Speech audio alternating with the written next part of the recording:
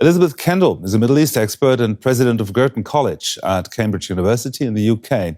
And she told us more about these latest Israeli airstrikes. These strikes are very significant because they are the third time that Israel has now struck Houthi targets in Yemen. We first saw strikes in July and then again in September and now again this morning. What that tells us is that Israel is going back in harder. The message that Israel is trying to get across, that nowhere is too far for us to reach and nothing is off limits, not even civilian infrastructure, is simply not deterring the Houthis. Now, according to a military official, the strikes were a pre-planned response to months of Houthi aggression. Tell us more about the Houthi attacks against Israel. Thus far, the Houthis have launched over 200 missiles against Israel and almost as many drones, about 170 drones. Not many of them are actually getting through the Israeli defense systems, but some of them do. And of course, Israel has a zero tolerance policy. But this isn't the only thing that the Houthis are doing. Of course, ever since November last year, they've also been launching attacks against shipping in the Red Sea, which is positioned as the Houthis defending Gaza and Palestine against Israeli attacks. So the Houthis now are taking more of a leadership role within Iran's so-called axis of resistance, now that many of those other members have been all but decimated. These are, for example, Hezbollah in Lebanon, the defenders of the Assad regime in Syria, and of course, Hamas itself in Gaza.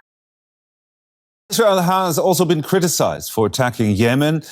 Human Rights Watch say some of the strikes have been disproportionate and also affected civilians. What's your take?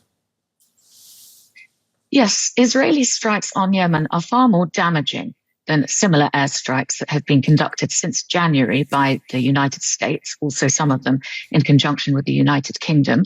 And of course, over 25,000 airstrikes launched by Saudi Arabia against Yemen in 7 years of the last decade, during which a civil war has raged. This is important because Yemen is in a crisis situation. Over 19 million of its population, that's about 2/3 of the population, need humanitarian aid, and more than 90% of its staples are brought in by sea and by these ports that are being damaged. So this is going to have a terrible impact on the humanitarian situation in Yemen.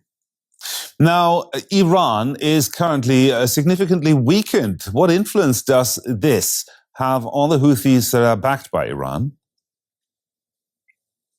Yes, Iran is significantly weakened, and Iran is the major backer of the Houthis in Yemen. However, it's important to remember that the Houthis have a significant arsenal that they have built up of weaponry, and they also have great experience at weathering airstrikes from Saudi Arabia, from the US, from the UK. They know how to deal with this. And they also have the capacity to produce weapons and arms inside Yemen. All right, they won't be as sophisticated, but that doesn't matter because the war that the Houthis are waging is clearly asymmetric. All they need to do is to keep going. They don't need to be accurate. They don't need to be sophisticated. And for them, not losing is winning. Now, briefly, if you can, you touched upon this, but what's the role of Saudi Arabia in this conflict? Saudi Arabia has been involved in a war against the Houthis since 2015. Now, there was a truce signed between the Houthis and Saudi Arabia in 2022. That has expired, but it has largely held. Saudi Arabia now is trying very hard to fully exit the Yemen war. It's expensive. It doesn't allow Saudi enough bandwidth to focus on its own Vision 2030, on developing Red Sea tourism. So it wants to get out. And for that reason, it's quite careful not to antagonize the Houthis at this point in time.